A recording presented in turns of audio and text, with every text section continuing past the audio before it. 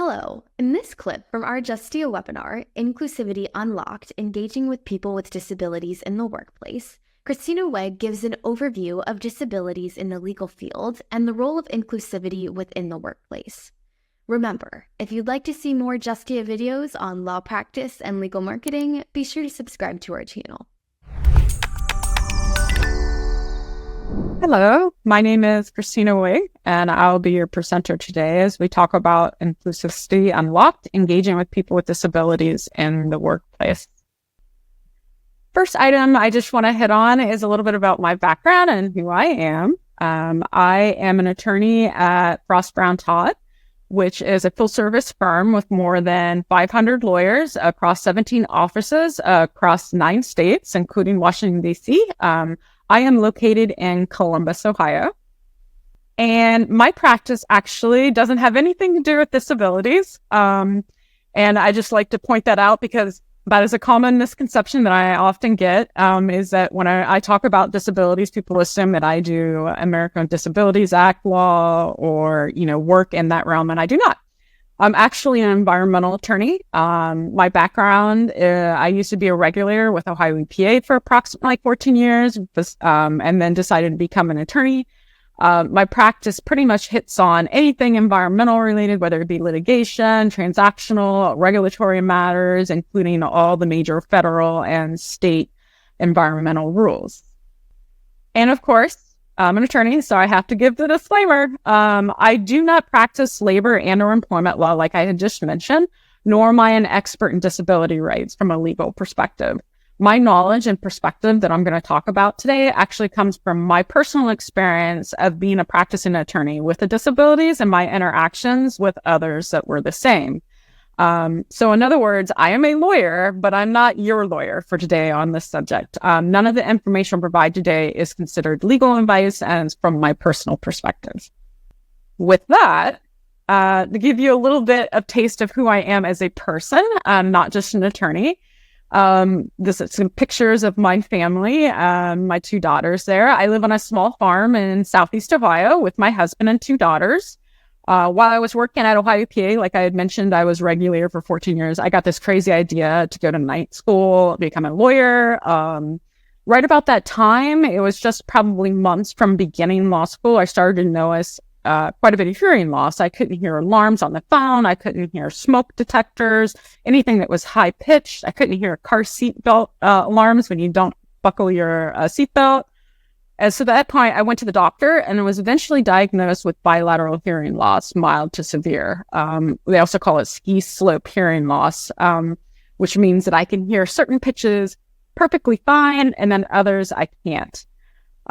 So I actually did not realize how much I was relying on lip reading, or, knowing the context of a conversation until I was diagnosed and the doctor had me have a conversation and then shut the light off and wanted me to continue that conversation. I wasn't able to. So it's quite amazing how the mind finds a way to compensate and adjust for some of these hearing deficiencies. So like I said, I can't hear certain consonants or vowels that are missing. So for me, it's like my mind is constantly going through a filing cabinet, trying to figure out the context of what word should go into a sentence if it can't hear it. I like to use the analogy. It's like the game show was, I think, Wheel of Fortune. Is that what it is?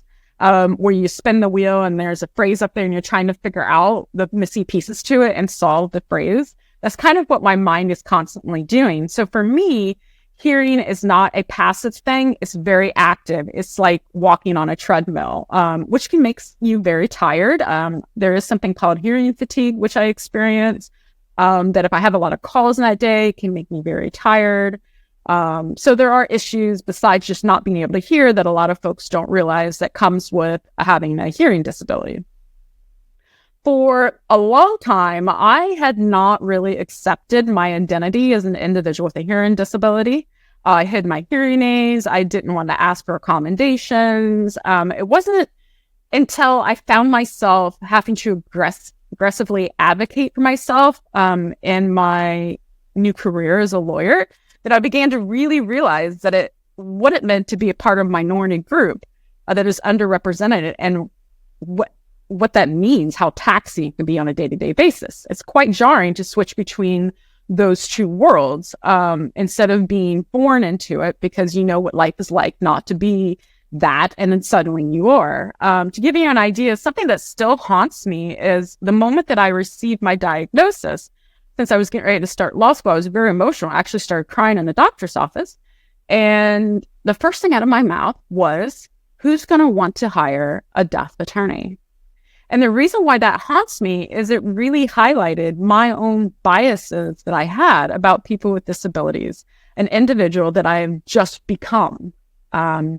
So it really is interesting. But with that said, I do want to mention that we'll talk about in a few minutes. Statistics shows that there are some barriers and challenges for people with disabilities, especially in the legal field. So the last thing I'll say before I move on is I always encourage people with disabilities or challenges in their life to try to accept that as part of their person. So sometimes that takes time, like I said, for me. And I think about not only the things that I dislike about my disability, but the things I like. So I like to share that. So the things that I don't like about my hearing disability is always having to ask for accommodations, captioning, becomes very difficult at times. But on a more personal level, I don't like that I can't hear my daughters talk, whisper. I can't hear birds anymore in the woods. I can't hear frogs in the pond, those types of things. What do I like about it? By far, the best thing about having my disability, it has changed me as a person from day one. I've become less judgmental, more empathetic, and I really pause before I judge somebody on what's going on. For instance, when I was in the movie theater a long time ago, I might have sat in the movie theater and had a kid and Ball had it kicking our seat in the back, and I'd get aggravated by it.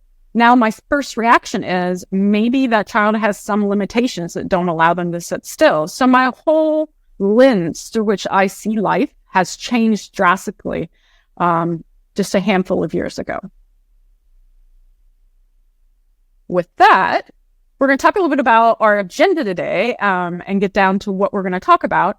And that is, we're going to break it down in a couple of categories. First, we're going to talk a little bit about disabilities in the U.S. and then specifically in the legal field. And then we're going to hit on professionalism in the legal field, which is the topic for today's presentation. And we're going to look at it from the legal requirement perspective as an attorney, the professional and ethical practice of law, interacting with people with disabilities. And then we're also going to look at it from an inclusion, diversity, equity, and belonging perspective. And at the very end, we're going to wrap it all together with just some some of them are common sense, but very actionable items that you can take away with you today to start trying to implement some of the items that we talk about.